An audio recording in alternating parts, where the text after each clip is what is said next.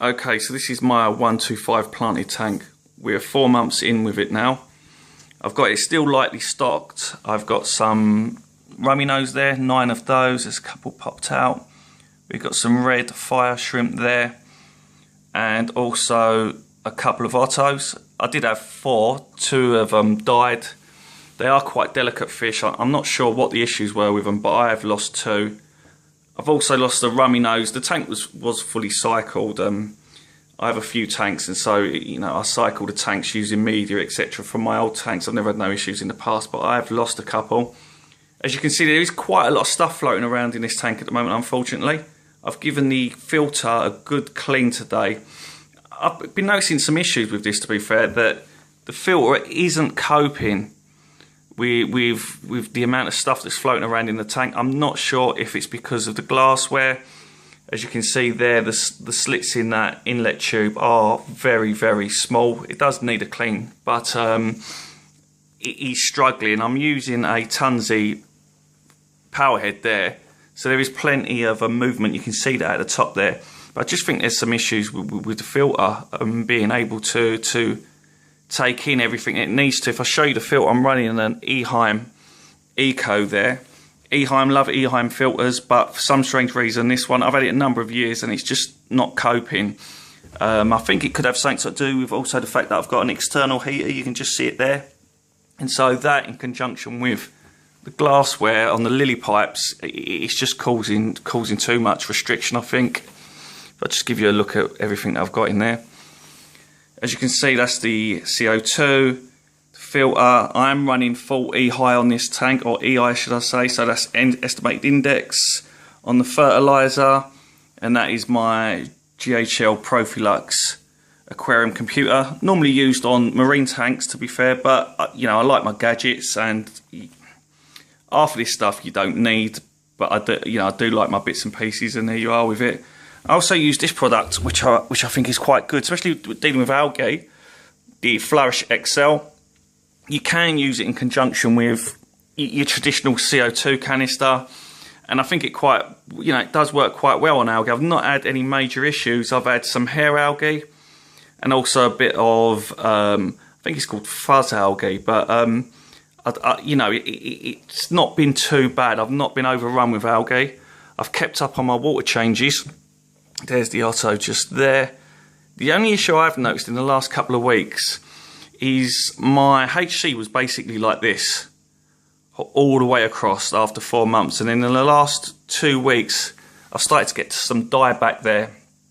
I think it could be my CO2. Basically, I was just purely checking the drop checker there, and I only noticed the other day that actually I was probably running under 1 bubble per second, and I was doing about 1.5 per second. So I think that's the problem. I'm hoping that will solve the issues. That's the Christmas tree moss. That has grown very well on the root there. It was very sparse when I first did it, but as you can see, it's filled in really well. As I said, there's a lot floating around in the tank. I may have to change the filter, maybe go back to the plastic pipes, to be fair. I'm not 100% sure, but there's definitely an issue, and I think it is with restriction. It's not to do with the flow, because as I said, the tons is pushing it around quite well. I've also had issue with something called detritus worms. There might be some floating around in there. They do look like planaria.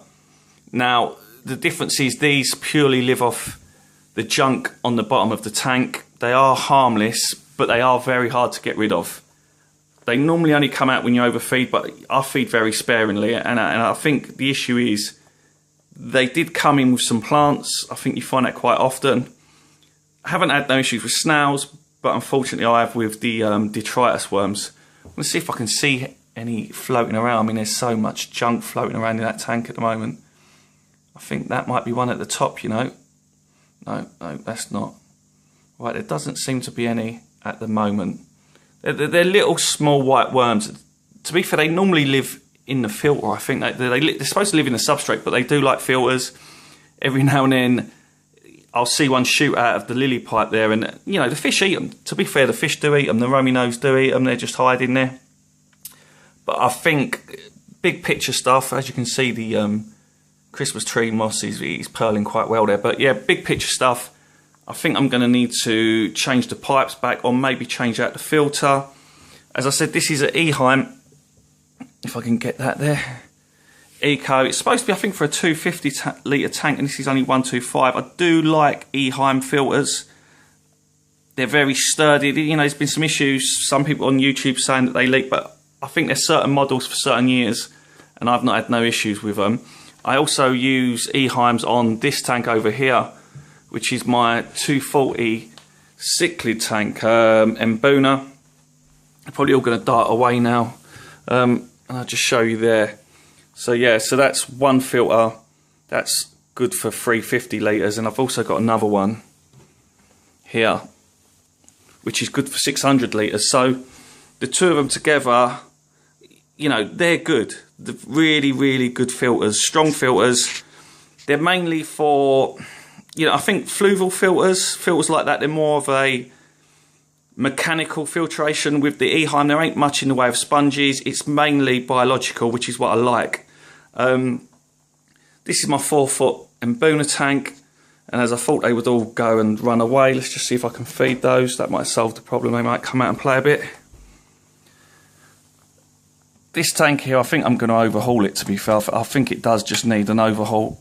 It needs a good clean out. Obviously I'm keeping up to date on the water changes, but it really does need, it just needs rejigging, removing. I think the only thing I'm going to keep, big picture, is obviously the root there, and I think I'm just going to get new rocks and everything, and probably get rid of the background.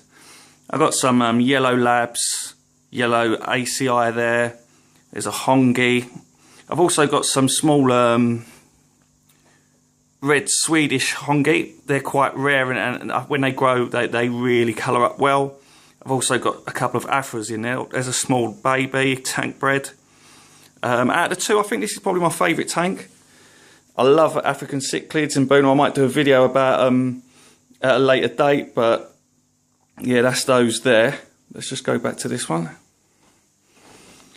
But so yeah, so with this one, the planted tank, I'm quite happy with the way it's come out so far. Algae hasn't been a massive issue. I've been keeping up to, you know, keeping on top of the water changes. New tanks, you've really got to do a lot of water changes, especially on a planted tank. The growth has been good, except for those patches that are actually recent. It's just the issue with, I think, the filter, and obviously with these detritus worms that I clearly can't get rid of. But that's about it, really. I just wanted to give a quick brief overview. I've not done a video on this tank since, I think the last one was when it was dry starting. So this is basically it as it stands now, and that is obviously my Mbuna tank, which I might do a couple of videos on at a later date. So I hope you enjoyed looking at my tank. It's still a work in progress, but so far so good.